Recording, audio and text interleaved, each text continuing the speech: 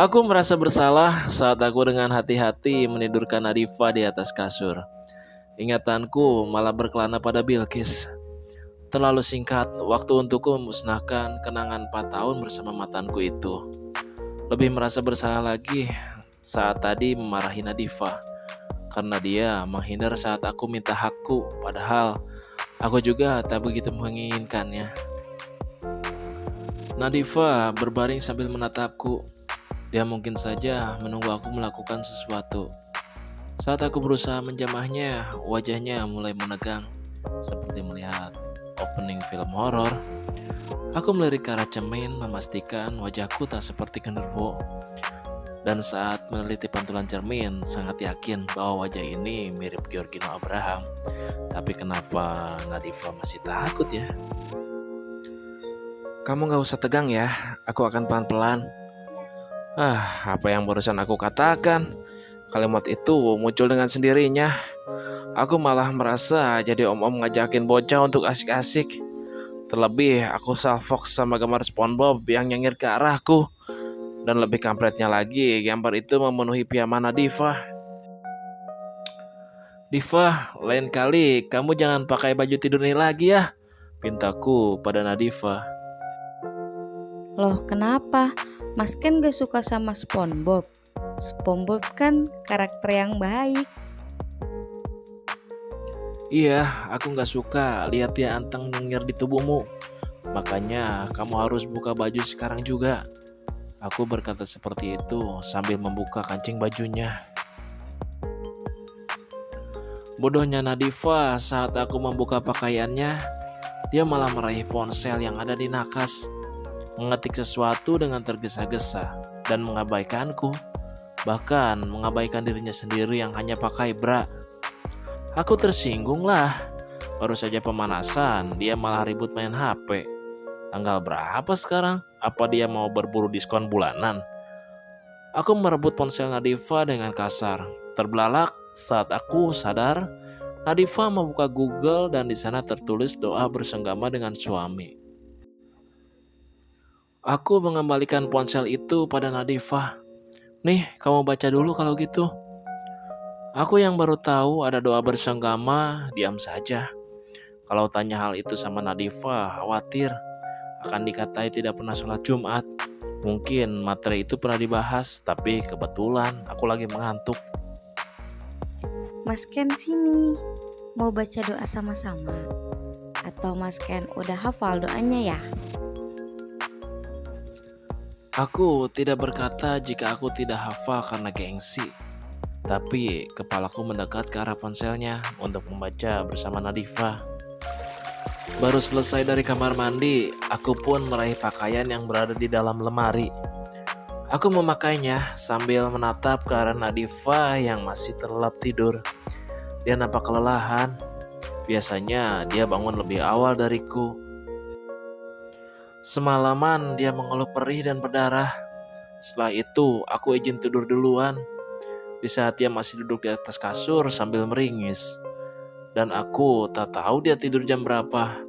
Kemungkinan besar dia tak bisa tidur karena hal itu.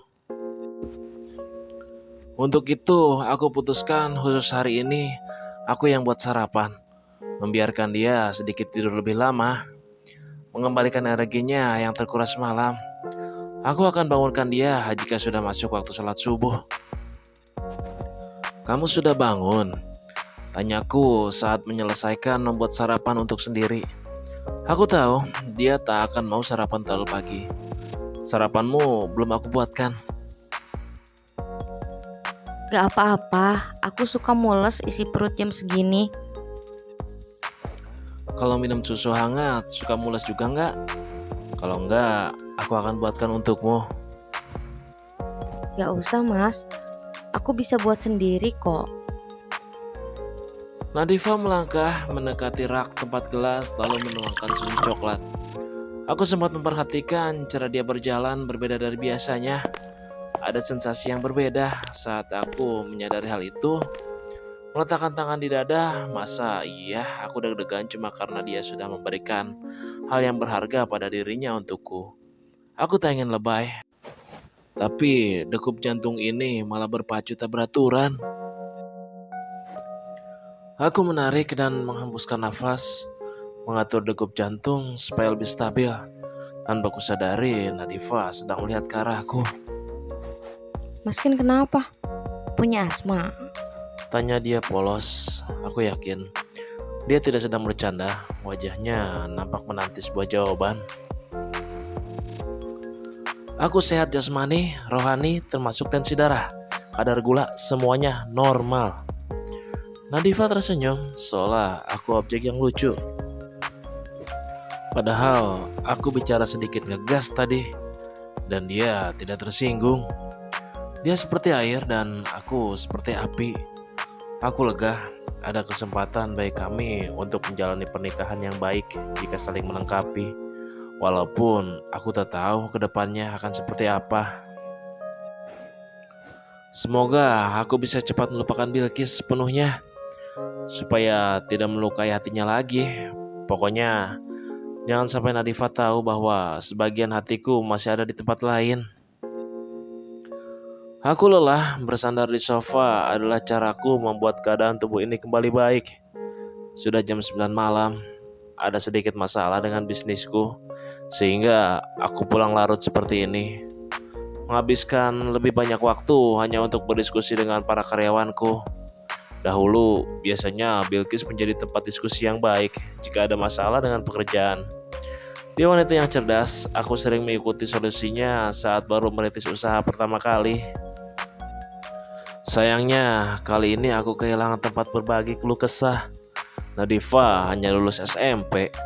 Mana dia paham jika aku bercerita padanya masalah pekerjaan. Dia tak sanggup menggantikan posisi Bilqis. Ternyata keahliannya hanya sebatas patuh padaku, itu saja. Oh iya, biasanya wanita rumahan seperti itu pintar memijit. Aku belum pernah merasakan pijatannya. Aku putuskan memanggil dirinya supaya dia lebih berguna lagi. Lumayan lah, walau tidak bisa diajak diskusi, semoga saja bisa bikin rileks suami. Diva, sini. Mas Ken? Bentar mas. Nadifa yang sedang melihat ponsel akhirnya menghampiriku. Mas sangat lelah, tolong pijat dulu lengan dan kaki mas sebentar ya. Nadifa berkata dengan lantang, tak seperti biasanya. Suaranya seperti seorang polwan. Oke siap.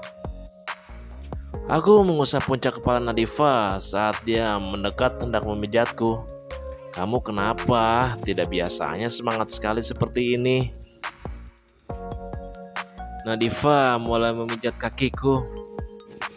Gak kenapa-napa.